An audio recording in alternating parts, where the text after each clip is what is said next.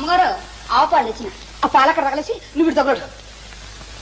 ఒకసారి సుబ్బి, ఇక్కడేవో ఇంగ్లీష్ ముక్కలు ఏడ్చాయి కానీ కాస్త చదివి చెప్పు. నాకేం వచ్చు అమ్మగారు. ఈ మధ్యలో నేర్చుకుంటున్నానని చెబుతావు కదే. ఆడు చెత్తపోతుంటేను 4 ముక్కలు గిలుకుతుండాలండి. ఆ 4 ముక్కల్లో 2 ముక్కలు ఉన్నాయేమో చూడు. ఎంవై మై అంటే నా యొక్క, నా అని కూడా అనొచ్చులేండి. DEAR డీర్ అంటే దుప్పండి. జింకలో లేడు దుప్పులు ఉండవండి, ఆ దుప్పి. దుప్పే?